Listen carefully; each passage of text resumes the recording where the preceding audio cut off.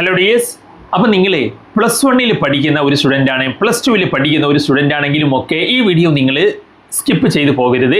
കാരണം നിങ്ങളുടെ ലൈഫ് തന്നെ ചേഞ്ച് ആക്കാവുന്ന രീതിയിൽ ഈ വീഡിയോ ഒരു കാരണമായേക്കാം. കാരണം ഇത് ഞാൻ പറയുന്നൊരു റീസൺ എൻ്റെ മുൻ വർഷങ്ങളിലെ എക്സ്പീരിയൻസ് വെച്ചിട്ട് ഉള്ള എൻ്റെ അനുഭവം വെച്ചിട്ടാണ് ഞാനിത് പറയുന്നത്. അതിന് കാരണം നിങ്ങൾ നോക്കൂ, ഒരുപാട് സ്റ്റുഡൻസുമായിട്ട് +1 സ്റ്റുഡൻസ് ഇപ്പോൾ +1 കഴിഞ്ഞ് +2 എത്തിയ സ്റ്റുഡൻസുമായിട്ടൊക്കെ ഞാൻ സംസാരിച്ച സമയത്ത്, നമ്മുടെ കമ്മ്യൂണിറ്റിയിലുള്ളവരും അല്ലാത്തവരുമായിട്ടൊക്കെ സംസാരിച്ച സമയത്ത് പലർക്കും SLCയിൽ ഫുൾ A+, 8A+, 9A+ ഒക്കെ ഉണ്ടായിരുന്നു. പക്ഷേ +1 വന്നപ്പം അവർക്ക് മാർക്ക് പറ്റ അങ്ങ് കുറഞ്ഞു എന്ന് പറഞ്ഞാൽ ഒരു സയൻസ് സബ്ജക്റ്റിൽ ഒന്നിൽ പോലും A+ കിട്ടാത്ത ഒരുപാട് പേരുണ്ട്. എന്താണ് റീസൺ? കാര്യങ്ങൾ കൃത്യമായി മനസ്സിലായില്ല. ക്വസ്റ്റ്യനുകൾ പണ്ടത്തെ പോലെയല്ല, കുറേ ട്വിസ്റ്റുകൾ അതിനകത്ത് വന്നിട്ടുണ്ട്. ക്വസ്റ്റ്യൻ കാര്യം മനസ്സിലാക്കി ആൻസർ ചെയ്യുന്നവർക്ക് അതിനകത്ത് മാർക്ക് കിട്ടുന്നുള്ളൂ എന്നുള്ളതാണ്.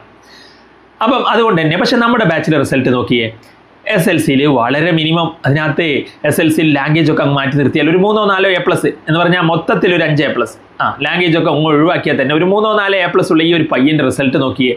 +1 ഫിസിക്സിൽ റിവാലുവേഷൻ കൊടുത്ത് 52 ആയിട്ടുണ്ട്, A+ ആയിട്ടുണ്ട് കേട്ടോ. അത് ഇതിൽ കാണിക്കാത്തതാണ്. A+ന് റിവാലുവേഷൻ കൊടുത്ത മാർക്ക് ലിസ്റ്റ് ഇനി പിന്നീട് വരും. 52 ആയിട്ടുണ്ട്. കെമിസ്ട്രിയിലോ അതും 56, 60-ൽ 56 അറൗണ്ട് ഫുൾ മാർക്കുണ്ട്. ബയോളജിയിലോ അത് അറൗണ്ട് ഫുൾ മാർക്ക് 58 ഉണ്ട്. അപ്പോൾ SSLCയിൽ മിനിമം മാർക്ക് ആയിരുന്നിട്ട് പോലും +1 അങ്ങ് കുതിച്ചു കയറിയത് കണ്ടോ. അപ്പോൾ മാത്സിൽ നിങ്ങൾ ചോദിക്കും, മാത്സ് അവരുടെ സ്ട്രീം ആയിരുന്നില്ല, അവന് മറ്റൊരു സ്ട്രീം ആയിരുന്നു, മാത്സ് ഇല്ലാത്ത സ്ട്രീം ആയിരുന്നു, ഇനി മാത്സ് എന്തെങ്കിലും ആവശ്യം വരുമോ എന്ന് വിചാരിച്ച്, ഭാവിയിൽ ആവശ്യം വന്നാലോ എന്ന് വിചാരിച്ച് നമ്മുടെ ബാച്ചിൽ ജസ്റ്റ് ജോയിൻ ആയി. വലിയ സീരിയസ്നെസ് ഒന്നും കൊടുക്കാണ്ട് പഠിച്ചതാണ്. എന്നിട്ട് പോലും കണ്ടോ 45 എത്തിക്കാൻ സാധിച്ചത്. എന്നാലോ ഒരുപാട് പേര് SLCയിൽ നല്ല മാർക്കുള്ളവരും +1 മാത്സിലൊന്നും തീരെ മാർക്കില്ലാത്ത ഒരുപാട് പേരുണ്ട്. അതുപോലെ മറ്റൊരു റിസൾട്ട് നിങ്ങൾ നോക്കൂ.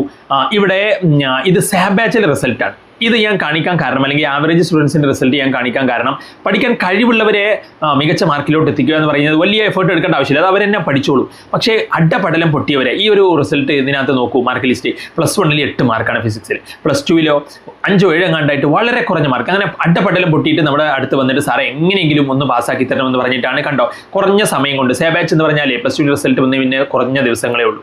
ആ സമയം കൊണ്ടാണ് അവരെ നമ്മൾ എന്ത് ചെയ്തത്, ഈ ഒരു 28 മാർക്കിലോട്ട് എത്തിക്കാൻ സാധിച്ചത്. കണ്ടോ, അവരെ സംബന്ധിച്ചിടത്തോളം അത് വലിയ മാർക്കാണ്. കാരണം അഡ്ഡപടലം പൊട്ടിയവരെ ഒരു 10-15 ദിവസം കൊണ്ട് ഇത്രയും 30-അടുത്തോട്ട് എത്തിച്ചു എന്ന് പറഞ്ഞാൽ.